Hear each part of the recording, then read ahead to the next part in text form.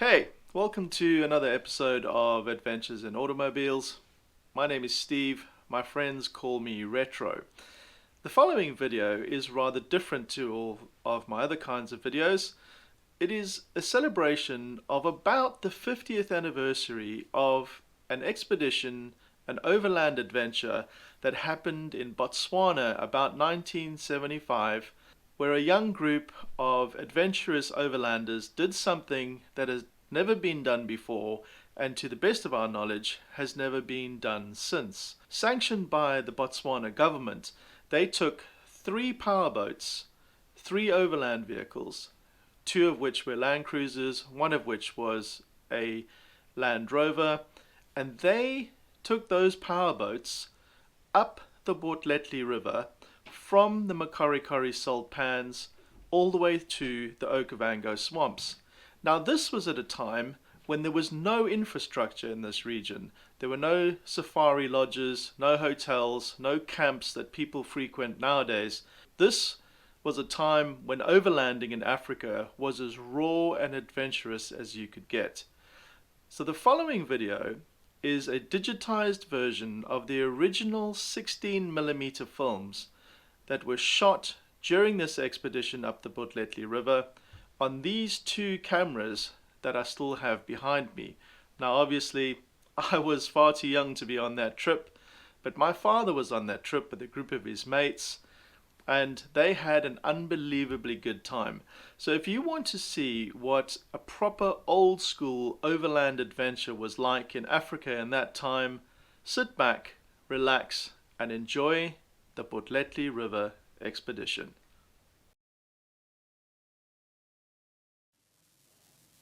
In the heart of the subcontinent of Africa lies an arid region of low annual rainfall, the Kalahari Desert.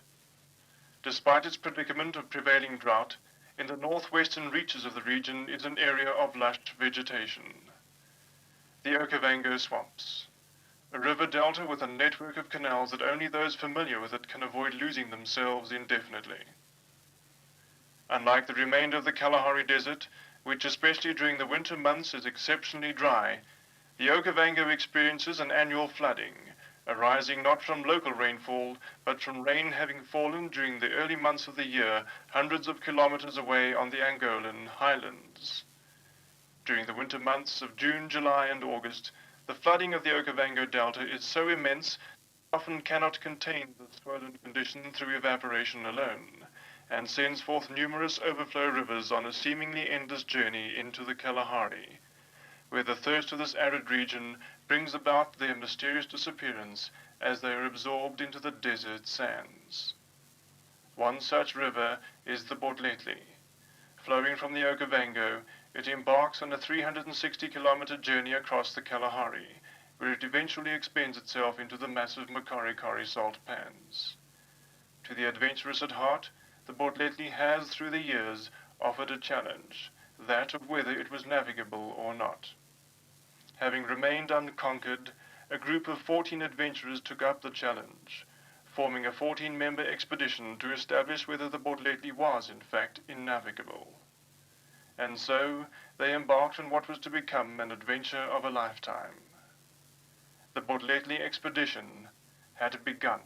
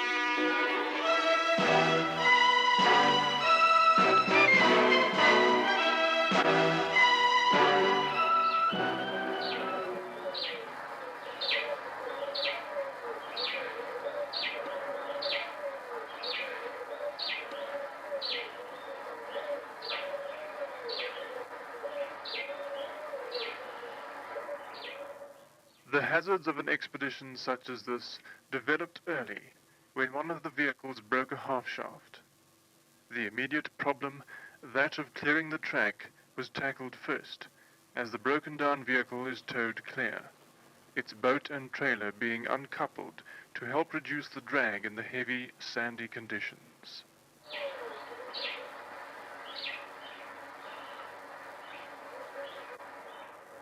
Then the boat and trailer are coupled up and also towed clear.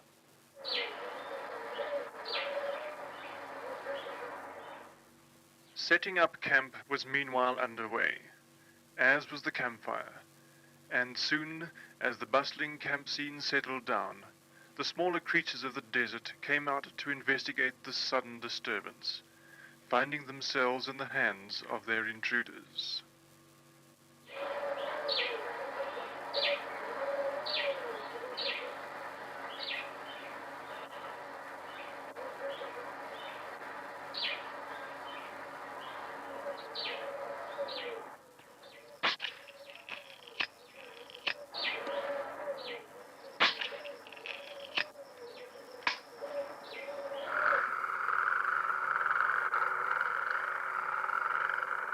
Later that night, a serious crack on one boat trailer was discovered and promptly repaired with the help of a portable welding machine.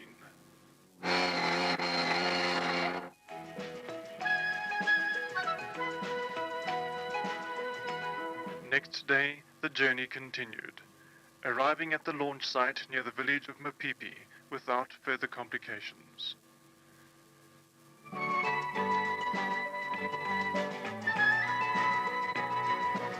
The crystal clear waters of the Botletle were then splashed over the vehicles and boats to remove the desert dust.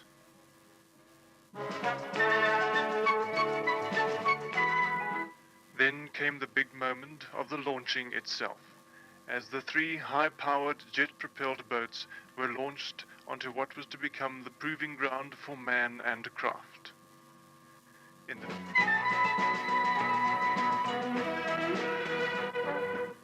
the minutes that followed, curious onlookers gathered as the jet boats were checked and made ready for the upstream run. As the moment of departure neared, excitement ran high. Pulses quickened as the points of rendezvous between water and land party were checked and rechecked. And finally, the countdown ended.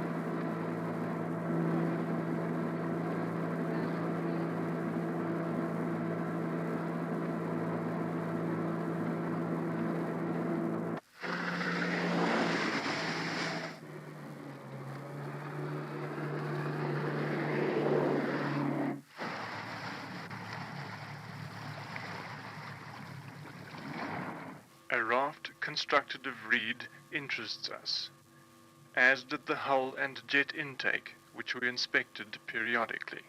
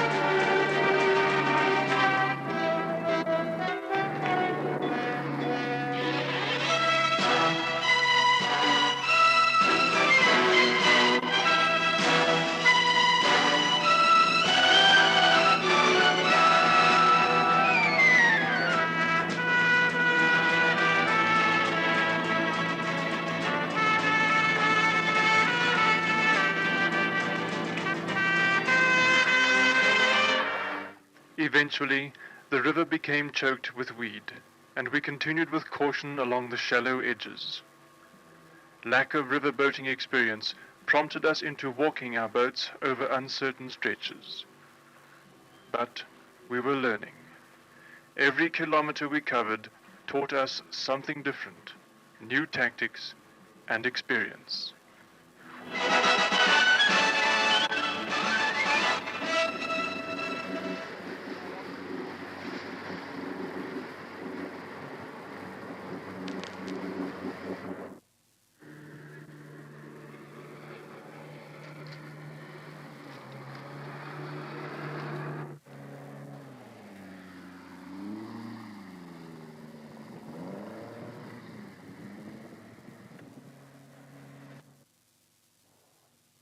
Beneath these floating islands of weed, absolute darkness.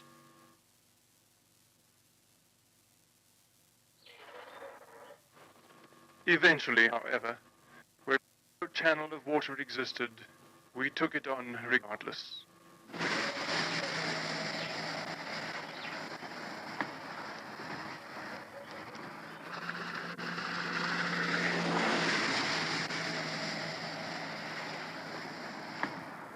Outlaw has struck a tree stump, and its pilot elects to beach as quickly as possible.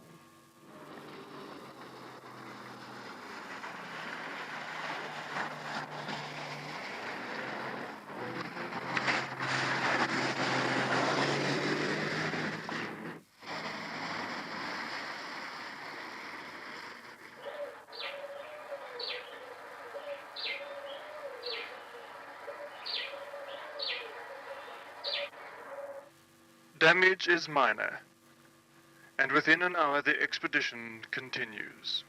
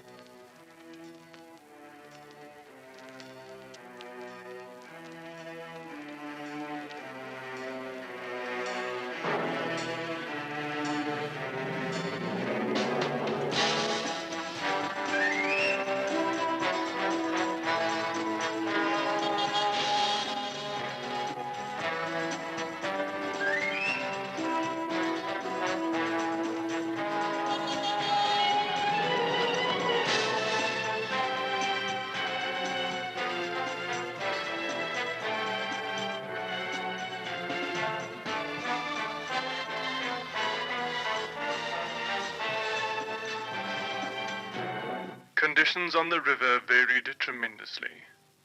One day we would cover nearly 100 kilometers, almost as though we were on a pleasure cruise, and the very next, only 25.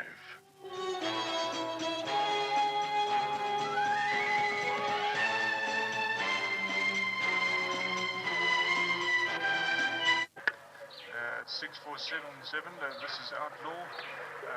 We see you there in the bush, over. Have you seen us at all yet, over? Roger, Outlaw, we see you out there on the river. Seems you're having some problems, over. Roger, that's quite correct. Have you seen us on the river at all earlier on this morning, over? Roger, Outlaw, yes, we have. We've seen you quite a few times down there. We're going to carry on now. We'll see you at our rendezvous later on today. Over and out.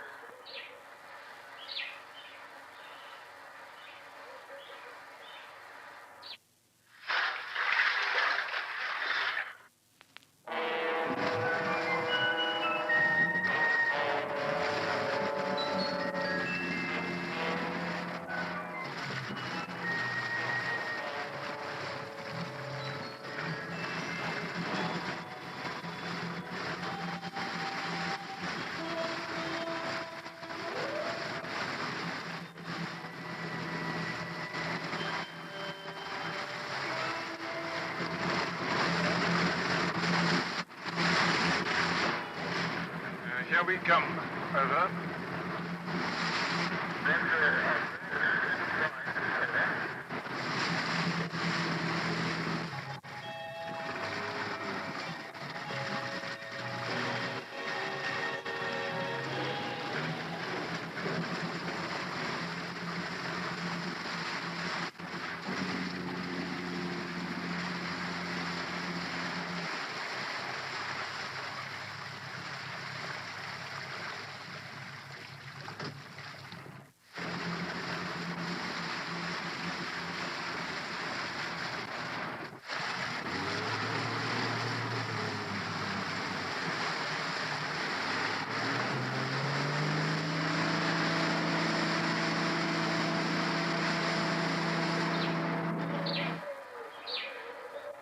Upending outlaw revealed a small hole, but it too was minor. The bilge pump would handle the leak adequately, and the pilot gives his okay.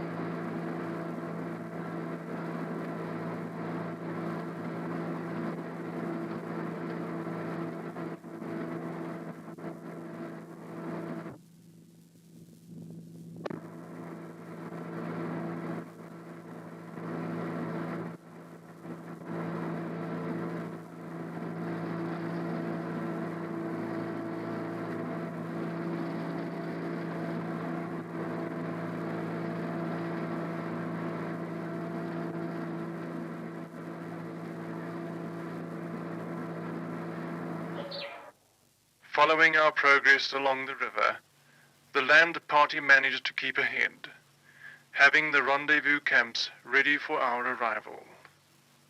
But this trend of meeting was soon to change.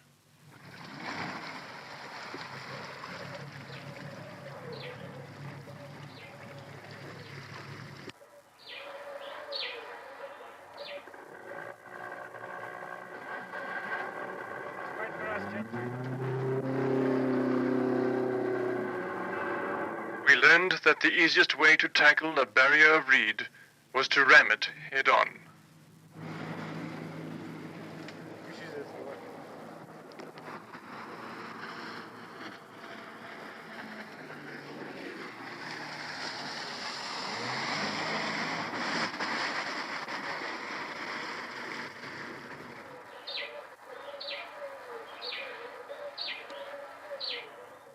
But on this occasion we came short, and it took nearly an hour and a half to get Outlaw free before Streaker and Shape 2 could follow.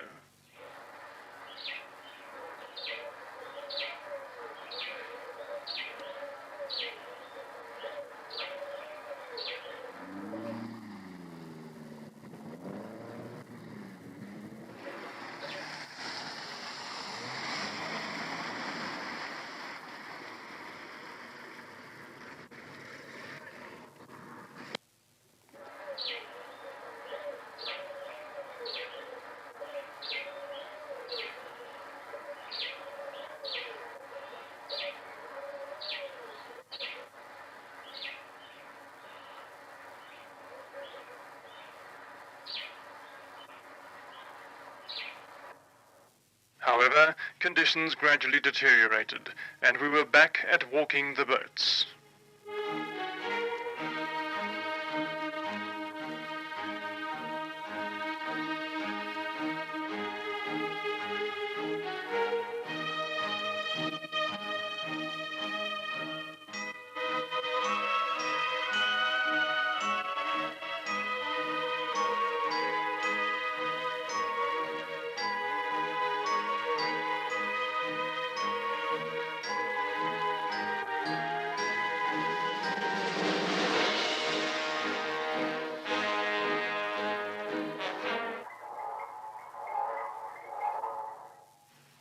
By nightfall, We failed to reach our rendezvous. We were entirely on our own, and the opportunity seized for repairing the hulls.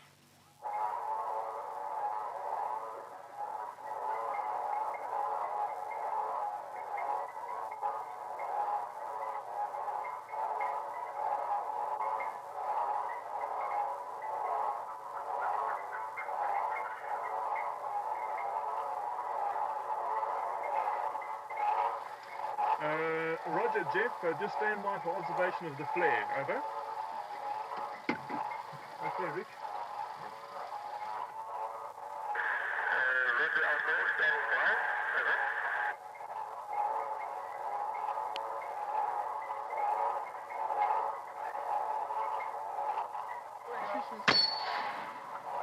6477, and there she goes. Over. Roger, outdoor, we see the flare.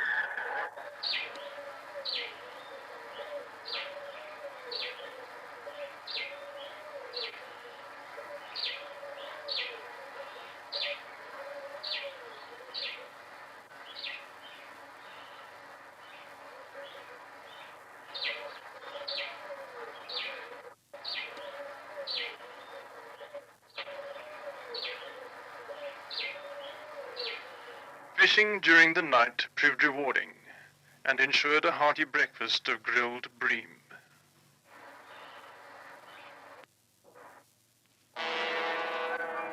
An overturned truck blocked our only way under the bridge at Samadupi, and we reluctantly had to trailer the boats and relaunch them upstream of the bridge. And thus began the final episode of our adventure. Ahead lay 40 kilometers, a relatively clear run to Man and the Okavango Swamps.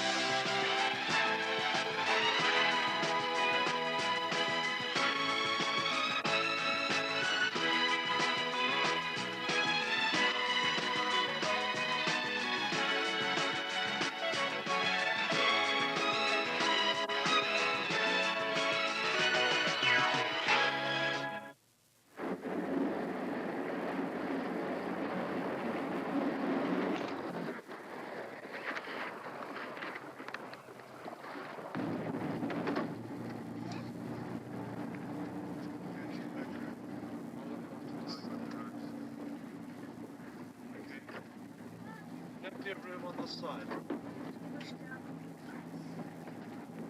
I know it is about you.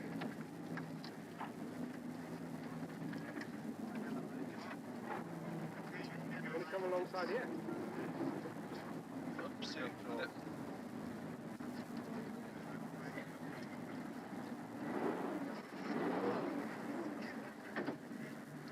so close to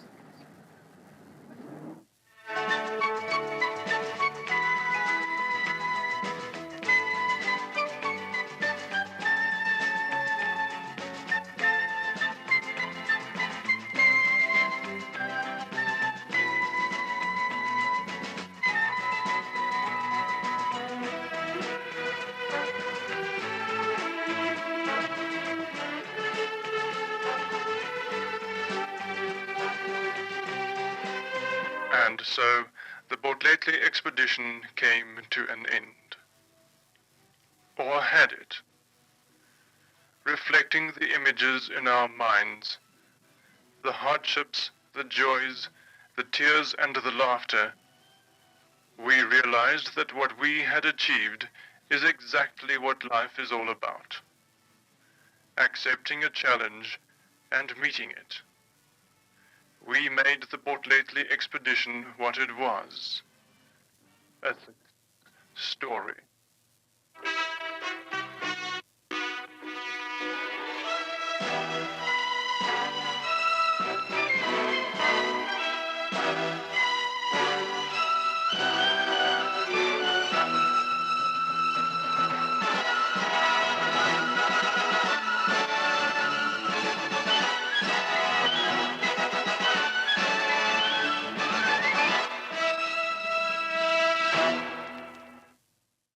I hope you enjoyed this video.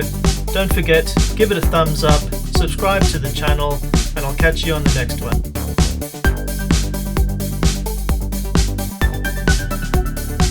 Thanks for watching.